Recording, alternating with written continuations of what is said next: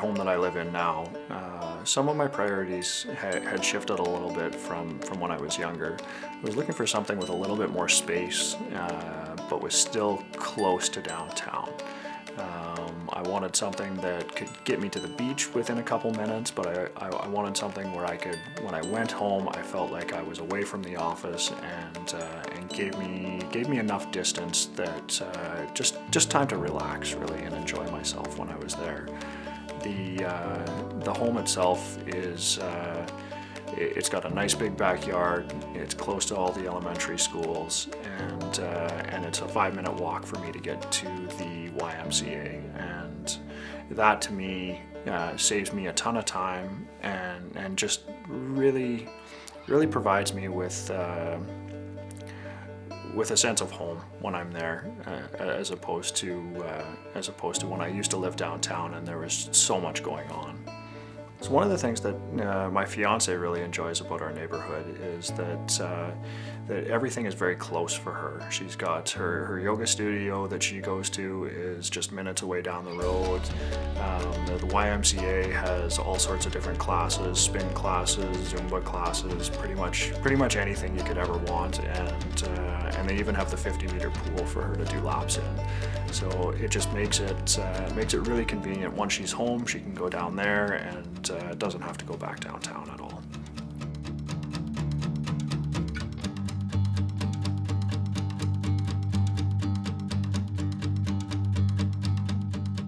When I was buying my first home, there was a lot of things I didn't take into account. I knew the neighborhood I wanted to be in, but I didn't know the right things to look for.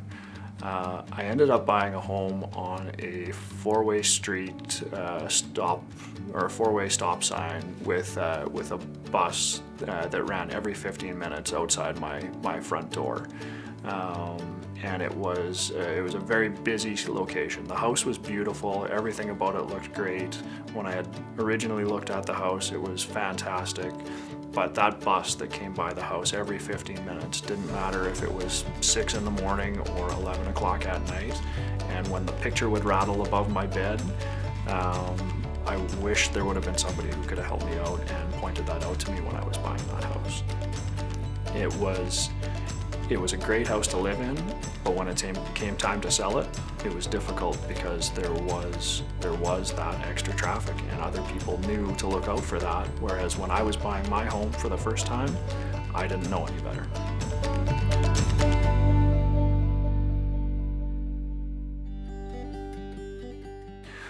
When you're considering buying your first home, you really need to take into account your long-term plans and your short-term plans.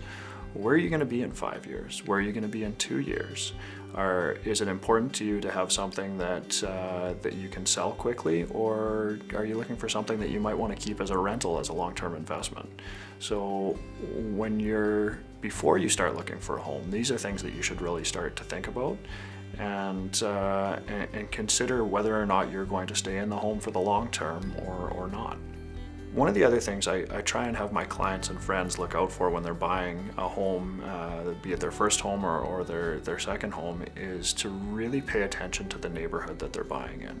It might fit their needs, but will it fit someone else's needs when they go and sell it? So it's something that's really important to have in the back of your mind when you're shopping. If one home is a little bit prettier but it's on a busy street, maybe you should buy the one that you can do the paint job and you can update the flooring that's maybe one street over and isn't quite so busy, or is next to a park. So neighborhood is very important when you're buying, as well as especially when you're selling. One of the things that you really need to keep in mind when you're buying a home is your budget. It's great to go and get pre-approved, but then you also have to crunch the numbers on your own and make sure that you're spending the right amount of money per month. You want to make sure that you can keep the kids in hockey or dance, and you want to make sure that if you want to go out on an extra vacation and take the family down to Mexico, you can do that.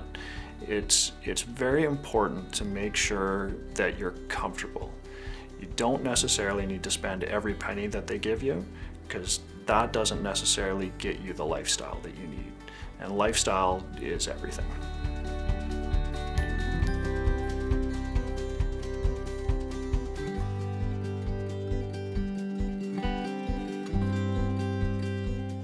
Downsizing is a very difficult thing to plan for most people. It's a concept that most people don't think of until the last minute, but it's really important to plan it out beforehand if possible. How much space are you going to need in the future? Do you need an extra bedroom for grandchildren who are coming by? Do you want, to be in a smaller home where, no one's going to come and bother you? My job comes in where I help to try and moderate a little bit, as opposed to going off the deep end and downsizing into a shoebox.